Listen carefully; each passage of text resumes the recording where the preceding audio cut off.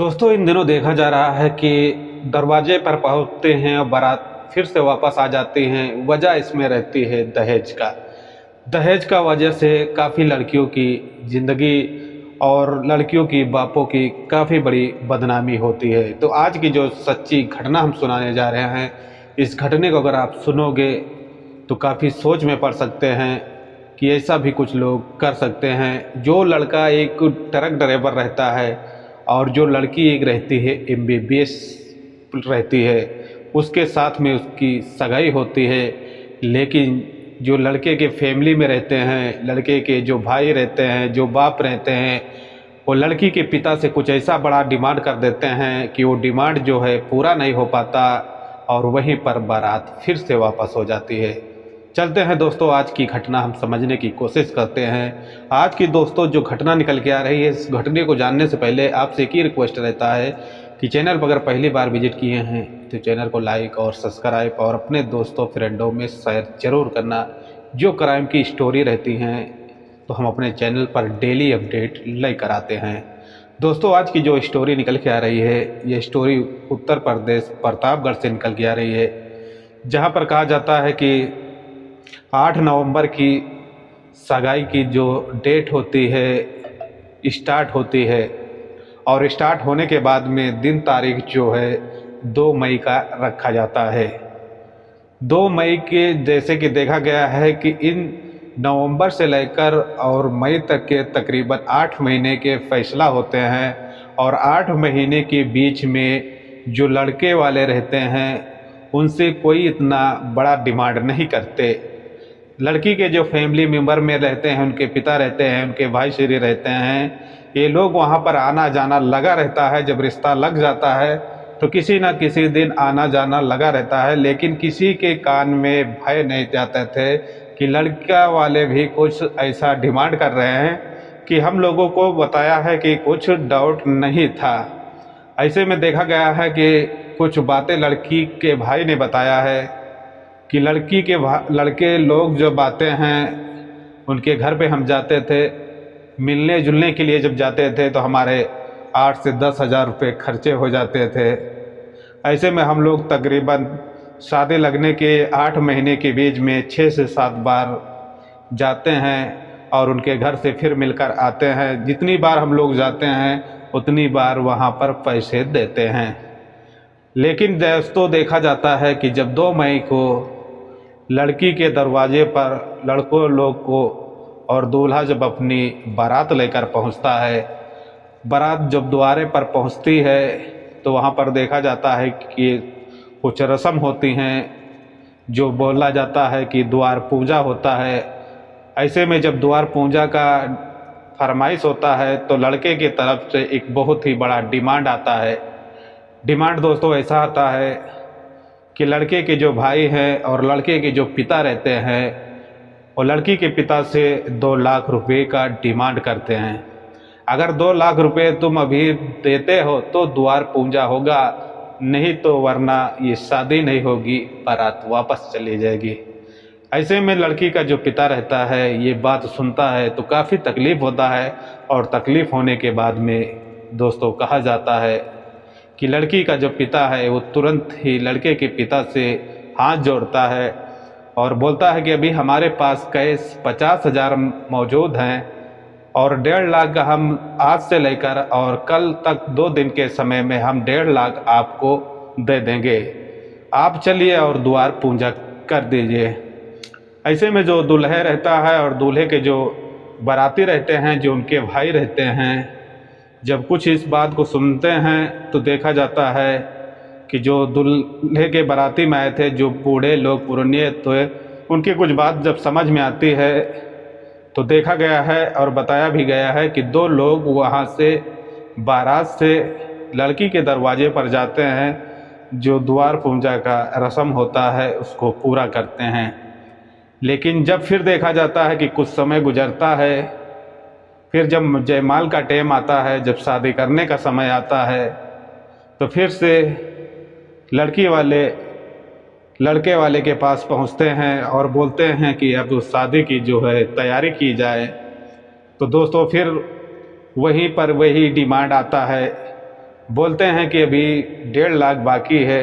अगर आप 1.5 लाख जब दे देते हैं तो हम आपकी जयमाल और ये शादी जो है ये सब कुछ हो जाएगा। अगर 1.5 लाख की आपके पास नहीं मिल पाता है और आप नहीं दे पाते हैं तो ये बारात जो है यहीं से वापस आ चली जाएगी। हालांकि देखा गया है कि गांव के काफ़ी लोग रहते हैं जो उनके आजू बाजू में रहते हैं, जो उनके रिश्तेदार रहते हैं, वो काफ़ी रिक्वेस्ट करते हैं, लड़के वाले के पिता से बात करते हैं, उनके जो दादा रहते हैं उनसे बात करते हैं और कहा जाता है कि लड़के से भी बात किया जाता है कि जो पैसे की डिमांड है वो 1-2 दिन में पूरा कर दिया जाएगा और आप शादी कर लीजिए। तो ऐसे में देखा जाता है कि ये सारे लोग जो हैं इनकार करते हैं। जहाँ पर कहा जाता है कि गांव के जो प्रधान रहते हैं वो भी आते हैं, रिक्वेस्ट करते हैं, और गांव के जो लोग रहते हैं वो भी काफ़ी रिक्वेस्ट करते हैं कि अगर किसी के घर से और किसी के दरवाजे से बारात वापस चले जाएगी तो गांव की क्या इज्जत रहेगी, समाज में क्या इज्जत रहेगी, काफ़ी बड़ी बदनामी होगी। ऐसे में काफ़ी लोग रिक्वेस्ट करते हैं। लेकिन दोस्तों यहाँ पर देखा जाता है कि जो लोग दहेज के लोभे होते हैं, जो लोग माया के जाल में आकर उनकी गंदी सोच रहती है, उनके साथ दोस्तों देखा जाता है कि ऐसा कुछ होना चाहिए कि उनको दहेज मांगने पर भी सोचना पड़ जाए। जहाँ पर कहा जाता है दोस्तों कि बहुत रिक्वेस्ट किया जाता है, लेकिन जब देखा जाता है कि ये सुबह से रात से लेकर सुबह हो जाता है, तकरीबन 8 बज जाता है, न लड़की के साथ शादी होती है न जयमाल होता है, बस इसी बात पर रुका रहता है। हालांकि देखा गया है कि लड़की के जो परिजने रहते हैं वो करीबी पुलिस स्टेशन में इस बात की जानकारी देते हैं। जानकारी देने के बाद में पुलिस वहां से आती है और दोनों पक्षों को जो है थाने में बुलाती है और बुलाने के बाद में कुछ बातें करती है। बात करने के दौरान पर दूल्हा का जो पिता रहता है, जो दूल्हे के भाई रहते हैं, उनसे जब पूछताछ की जाती है तो पूछताछ के दौरान पर यही डिमांड बताते हैं कि मैंने शादी से पहले 2 लाख रुपए दहेज के लिए मांगे थे और ये बताए थे कि जिस दिन बारात आएगी हम 2 लाख रुपए आपको देंगे। लेकिन यहाँ पर जब बारात पहुँचती है तो ये 50,000 देते हैं, उसके बाद में बताते हैं कि अभी हमारे पास पैसे नहीं हैं, इसीलिए ये शादी रुक जाता है। ऐसे में जो पुलिस लड़की वाले के पास में आकर बात करते हैं, इनके पिता से और इनके भाई से, इनके ब्रदर से बात करते हैं कि क्या ऐसे ही मामला है, तो लड़की के जो भाई रहते हैं इस बात को लेकर काफ़ी नाराज़ होते हैं। नाराज़ होने के बाद में इनकी जो स्टोरी रहती है वो सारी स्टोरी बताने लगता है। दोस्तों स्टोरी यहाँ से चालू होती है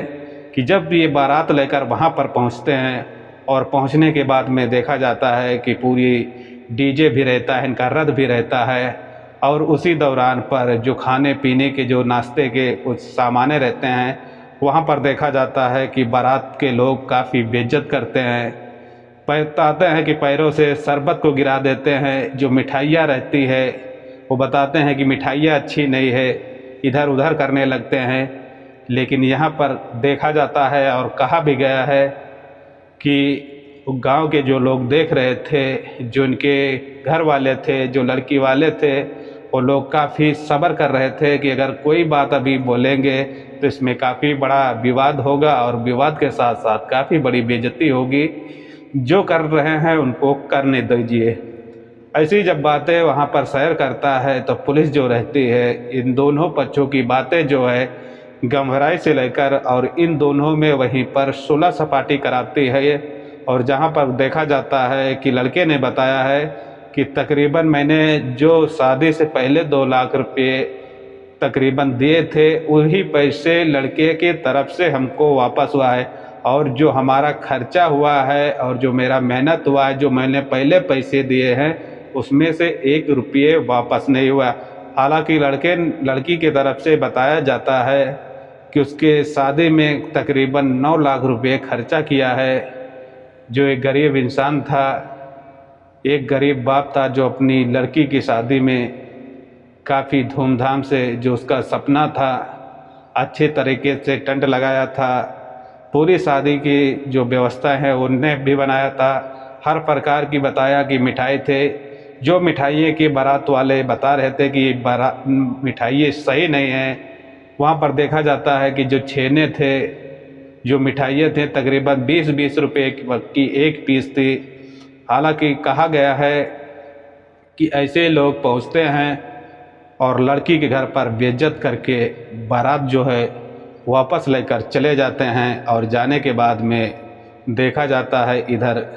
कि लड़की के जो पिता रहते हैं, जो भाई रहते हैं, इन लोगों को इतना पैसा